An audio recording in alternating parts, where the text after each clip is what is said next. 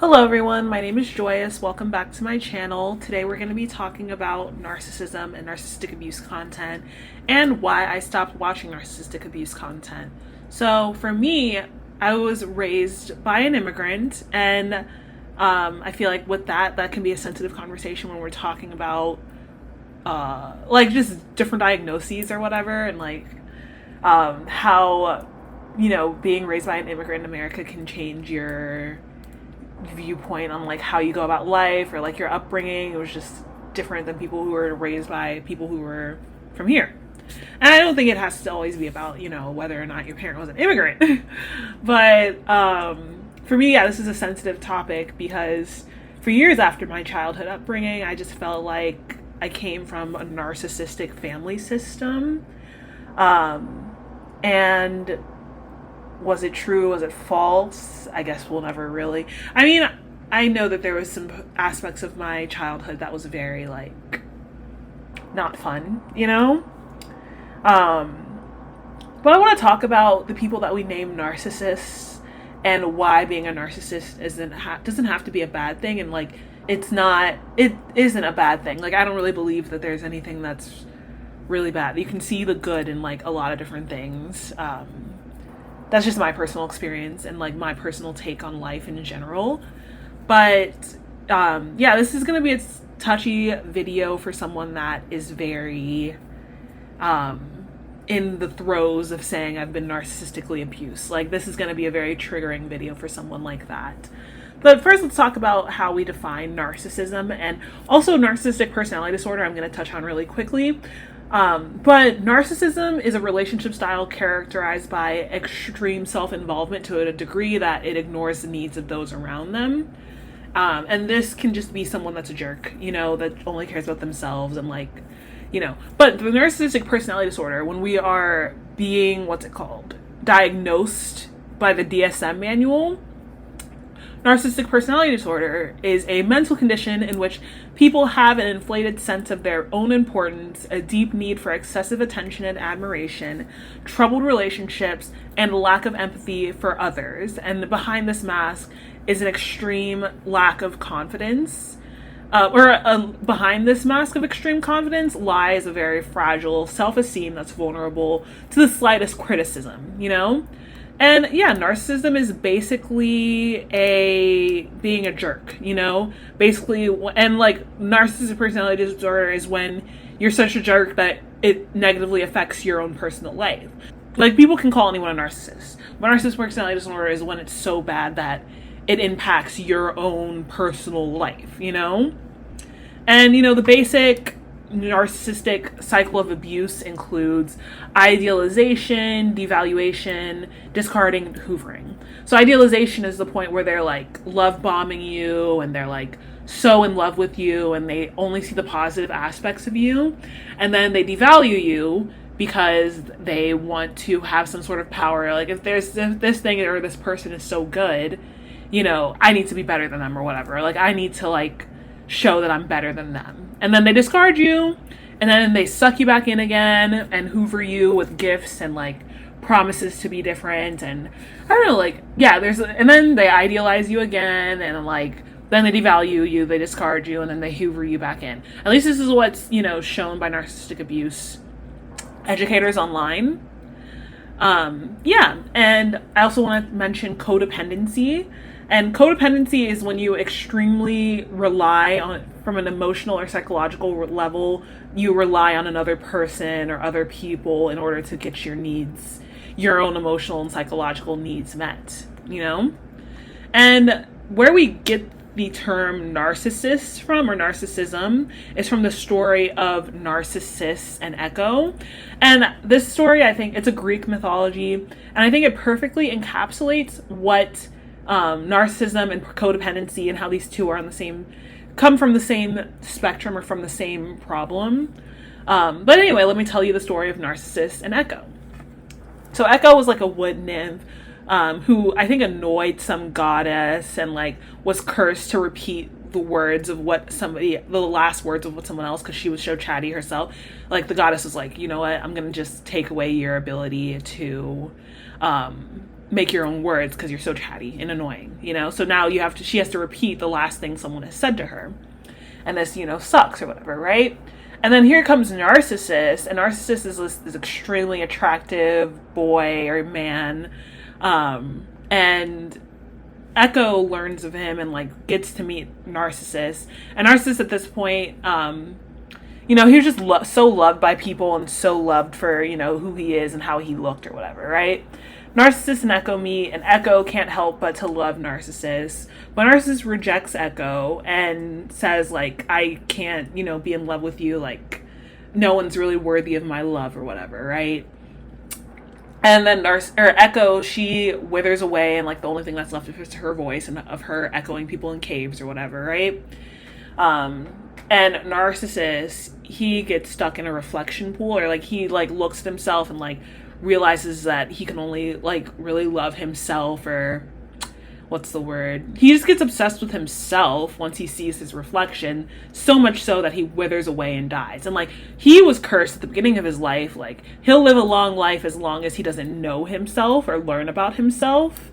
And if he does learn about himself, something bad will happen or whatever. Like, that, he was cursed like that at the beginning of his life. But, you know, you don't come to understand that until the end of his life, when he withers away and dies by just staring into his own reflection because he loves his reflection so much. And I feel like both of these extremes, like, yeah, this story talks about codependency and, like, this person, Echo, being dependent on and reliant on what other people say to her, and, like, that's the only thing that she was given, while Narcissist was cursed with only being able to love himself, and so much so that it became the detriment of his own life, you know? But yeah, I want to talk about why I think narcissism isn't as bad as we think it is. And I want to start by saying narcissism isn't, and, like, outside of the story, narcissism is an adaptation, or, like, an early childhood adaptation to their needs not getting met in childhood. So, like, are you gonna yell at a kid, or, like, are you gonna call a kid? Like, the way I think about people in general is, like, they're still the same baby, or they're still the same 2-year-old that they were when they were younger. Like, they've only grown up, you know? Like, if I'm, like, looking at someone and I'm thinking to myself, like, you know, they suck, they're bad, you know, would I tell that to a 2-year-old? Would I tell that to a baby? Like, no. And I get that there's something different about adults because, like, they do things and they have personal responsibility, and we're going to get into personal responsibility. But, like, narcissism is an adaptation to, like, their needs not being met early on, and they've learned to, They've learned to adapt, and they've learned to figure out how to take care of their own needs, and by becoming extremely self-centered. And, like, because they couldn't trust that anyone else was going to meet their needs as a child, they learned to meet their needs on their own. And, like, once I learned this about narcissists, like, it gave me a lot of, who we usually call a narcissist, it gave me a lot of perspective and empathy for the narcissist, because I'm like, okay, and, like, knowing the people that I call narcissists in my life, like, looking back and, like, understanding their childhoods and, like, understanding their upbringings, it gave me, a sense that, like, you know, they're just doing the best they can. Like, this is just the only mode they know how to take care of themselves. And it sucks, you know? I mean, calling these people bad for trying to meet their needs does more harm than good in the long run, because we're teaching people that you should be isolated and you should be alone if you're not taking care of my needs. Like, if you're not going to be a good person to me, you should be someone that is alone, you know? And that's, like, or you should be someone that is regarded in bad taste. Like, I know, like, there's some, like, you know, the narcissist in my life is actually extremely lonely and isolated. And we've taught that person. And, like, I'm starting to talk to that person again, or, like, talk to these people again, because I know that they are getting the message from the world that they suck, you know? And, like, they've gotten that message since they were a kid, you know? And that sucks, you know? And then codependency is also an adaptation on how we are supposed to engage with the world, or, like, how, and, like, codependency, I know I was raised to be really codependent. I know that about my person. And then, like, once I got into this whole narcissistic abuse education, I was like, these people are so bad. These people are so bad because, like, they only care about themselves, and, like, da da da da. And like I was raised, and like I know I've been raised with codependency issues, relying heavily on my emotional and psychological needs, relied heavily on those around me being happy, and I was raised to do that. I was raised to be like, I can only be happy when the people around me are happy, or the people that I look up to are happy in my life, you know? And people tend to not criticize codependent people because like that's just where most people want other people to be in. They want them to be in a place of being in service to others or being in service to themselves. And like they don't want to see someone being narcissistic and only taking care of themselves and only thinking about themselves, because that's not helpful to them. And no one really, teaches tells the codependent that they're wrong for what they're doing, because that's just how, that like people would rather you be codependent than people would rather you be narcissistic.